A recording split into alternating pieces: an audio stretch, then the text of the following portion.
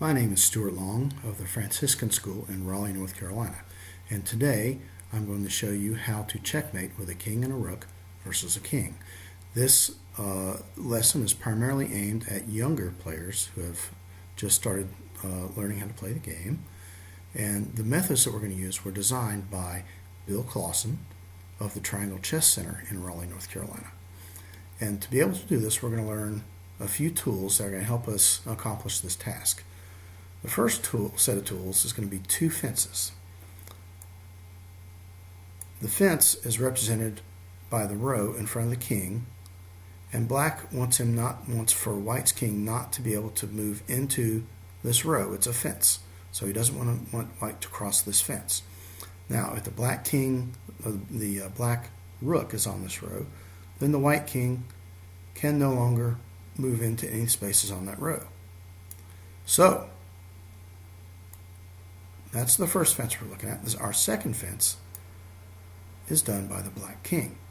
Now, when the black king is on the same file as the white king, and there's only one space between them, then the white king cannot move once again into any of the spaces on that row, constituting a fence.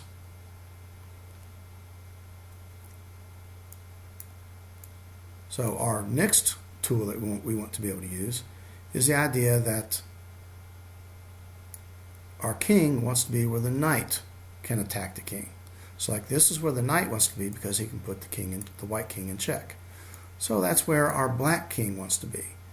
That's going to be actually step two. Or step one of our pattern is going to be creating the rook fence. Step two is going to be putting the black king where the black knight wants to be, where the black knight would have white's king in check.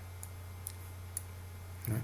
Now, step three of our pattern here is going to be when black is to move and he has two fences. He has both the rook fence and the king fence. Now, when that happens, black can attack. He cannot attack with the king because to do so would be to put himself in check. So he would have to attack with the rook. So, seeing these tools, let's look and see how black can use these tools to win the game. Our goal is going to be to push white's king all the way down to the bottom row and then finally checkmate him on the bottom row for the win. And like I say, we're going to use a pattern. It may not necessarily be the most efficient way to do this, but with a pattern, younger players are able to do this without too much trouble. So our first move will be to create step one, which is the rook fence. All right. So once we do that, then white cannot move across that fence, so he's going to go down towards the black rook. Now step two is, since we have step one, step two is the king wants to be where the knight wants to be. So he moves right over here, and this is where the knight would be able to put the white king in check. And so the white king continues to move down here towards the rook. He wants to put him in jeopardy. So now, before black does anything else, he must do something about this black rook that is under attack. The safest thing to do is just to take him all the way across the board. So now the white king wants to move back towards the black rook. So now we find a situation where black has step one, the rook fence, and he has step two, the king is in the knight position. And whenever black moves and he has step one and two, then we're going to just shuffle, which is just move the black rook one space over. So now if the white king moves to the right, he's going to be faced with two fences. And that's step three for the black team. So he moves away from the black king, and the black king moves once again into the knight position to chase him. And he chases him all the way to the side of the board, and eventually white then has to turn around and come back. Now we see we have step three. We have the rook fence and the king fence. So black can now check with the black rook.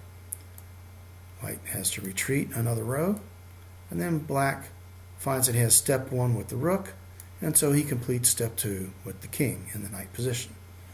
Now the king moves towards the rook. The black king chases him by moving into the knight position, and eventually the black rook is under attack, and black has to move it out of the way.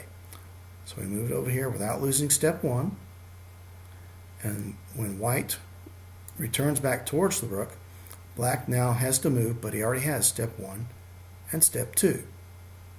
So once again, we shuffle, and now white is going to move away from the two fences, and black is going to chase him by putting the king in the knight position. We get to the side of the board, white comes back, black has step three, two fences, check. White has to retreat another row. Black moves his king down into step two, since he already has step one, the rook fence, so he moves into position with the king to fulfill step two. So the white king continues to move towards the black rook. The black king chases by moving into the knight position. Black rook is under attack. We bring it back over here. White king moves back. Once again, we have step one and step two, so we shuffle. Now, if white decides he wants to move over here, now we have step three. And when we have step three, the black rook is allowed to check. So white would come down to attack the rook. So black's primary responsibility now is to protect the rook and keep step one. So we move the rook all the way to the other side of the board, and we find that we have step one, the rook fence, but we don't have step two yet. So white is going to move back towards the rook. Black has to move. He knows he has step one with the rook, so he's going to move the king down into step two, king in the knight position. So the white king does not want to give black two fences, so he moves away from the black king. Black king moves to the knight position, chasing the white king to the edge of the board. Once we get to the edge of the board, the white king must return back in towards the center.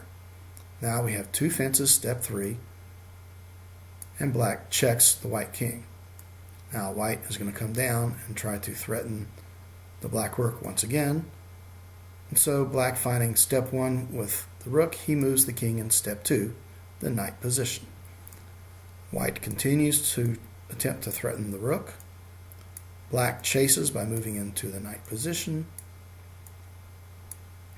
And eventually, once he threatens the rook, black has to alleviate this attack. So he does that, as we have always done, by moving the rook to the other side of the board. White moves back. Black finds that he has step one, the rook fence. Step two, king in the knight position. He just moves a little shuffle with his rook. So white then runs away from the two fences. Black's king chases him into the knight position until we get to the edge of the board. Now white has only one move, and that is to move back into the two fence position. Black finds the two fence position, moves the king in check, and announces checkmate. The game is over. Thank you for listening to this demonstration.